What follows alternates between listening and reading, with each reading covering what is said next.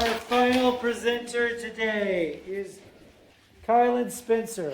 Kailin is an environmental studies and business administration in information systems double major, and she's graduating in spring of 2023. So we have you for a whole other year. Yes, you do. That's great. Kailin is pursuing honors in environmental studies. Next year, she will actually be co-leading a project focused on increasing the sustainability curriculum required by and offered in the Foster School of Business. So she's going to be staying on campus, helping to increase sustainability curriculum offerings. The title of her presentation today is Small Business Communities, Overcoming Sustainability Obstacles Together. Her host organization was InWeave, the marketplace on a mission, where her site supervisor was Jacob Husky, who happens to actually be an alumni of our program. Woo! Yay! And it's always fun to to say something about Jacob's last name. It's Husky. Anyway, her faculty advisor is Lauren Broen from the UW Burke Center for Entrepreneurship. And with that, I'm going to turn it over to you, Kyle.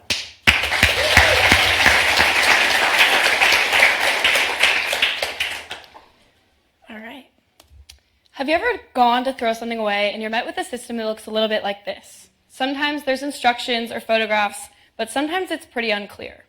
This personal struggle is a small example of what decisions businesses have to make every single day. In high school, I was the assistant manager of a small vegan cafe, and when we weren't worried about how to get a cow out of our kitchen, we were focused on our environmental impact. As a business, this can look many different ways, and it's not just sorting trash. This contains considerations of waste management, resource conservation, where we're sourcing our ingredients, and our community impact. Altogether, as the assistant manager and on our team, we struggled oftentimes to make the right decisions. This experience led me to looking at what the barriers are to sustainability for small businesses, and eventually how an eco-centered community can be utilized to reduce these barriers. Over the past year, I've been the business development intern at InWeave. InWeave is a nonprofit e-commerce marketplace focused on providing sustainable and accessible products to consumers. With my research, I wanted to explore how we could do the same for business owners facing struggles. In order to connect to these business owners, I distributed a survey to local small businesses. I also conducted interviews with experts in the field of sustainable business and conducted an extensive literature review on existing research.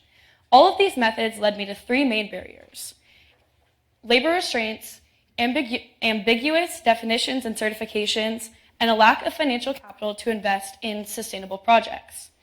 Through my survey, the second and third largest barriers cited by business owners was a lack of time or lack of labor. In fact, 60% of business owners struggle to find the time or even the employees to dedicate to these new projects.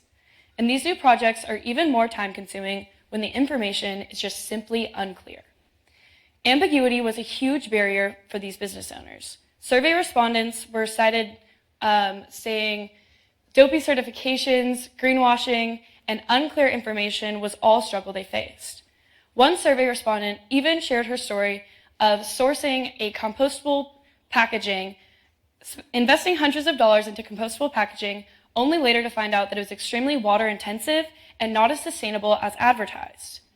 This ambiguous nature of sustainability only exacerbates the financial hardships that these business owners are facing. A lack of financial resources was by far the most significant barrier faced by these businesses, with 94% of my survey respondents citing it. It was also a very common theme throughout all of my research.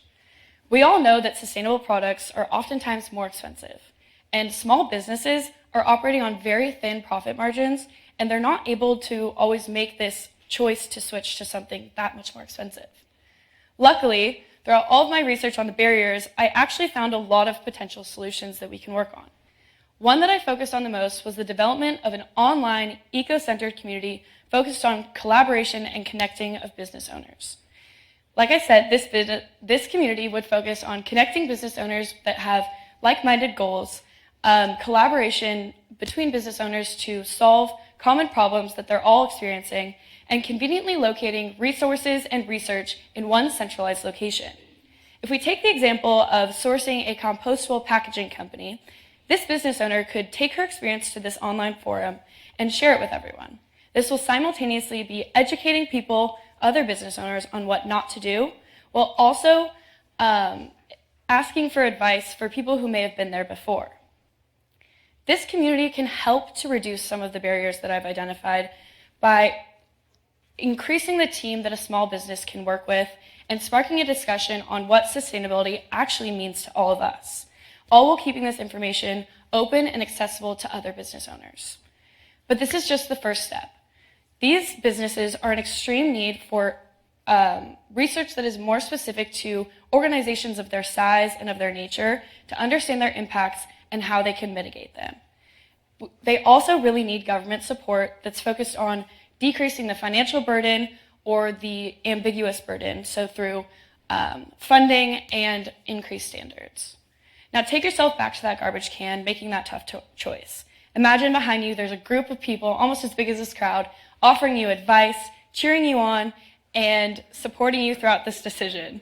Now, it may seem funny, but it's a lot like how I envision this community of small business owners. And it's not always just one business that's caused this climate change, so why are they working alone to solve it? I want to thank Jacob Husky, my site supervisor, Loan Brohan, my faculty advisor, Yen Chu, she helped me a lot with my data, my mom's over there in the crowd, and all my friends are here too supporting me, so thank you guys so much.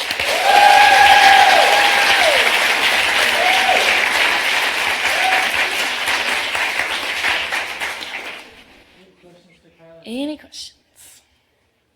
Yes. How many survey responses did you get, and how did you share the survey with business owners? Great question. I received 35 responses from small business owners from Seattle, and I actually distributed my survey 2 different ways. I did it online through cold emailing, DMing, Instagrams, and through other existing small business communities.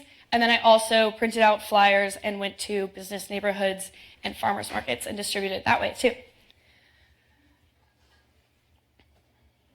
Yes. Hopefully you can hear me. What surprised you about your research, if anything? What surprised me? I would say the biggest surprise was the barrier of ambiguity. It was also the one that was the most challenging for me to kind of understand and to put into like a thing that I can explain very quickly. It's also more extensive than just what I was able to touch on in this presentation. It goes into corporate distrust between consumers and businesses, and there's a lot of distrust between businesses and suppliers that I didn't really know about. So that was probably one of the biggest surprises for me.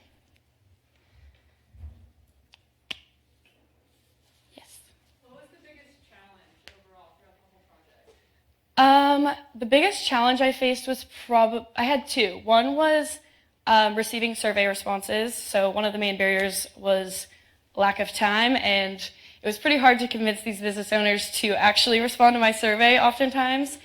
And then the second one was also finding adequate academic research for this topic. So a lot of I had 4 case studies that I specifically analyzed, and these were from Australia, Saudi Arabia, Uruguay, and Romania. But I wasn't able to find any specific to United States. And so I'm not sure if that was like the databases I was working with or what was going on, but it was definitely difficult to find research on this topic. Well, one last question. This might be a hard one. No problem.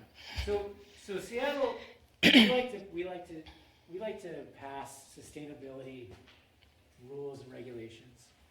Oftentimes, things like plastic bag bans or straw bans.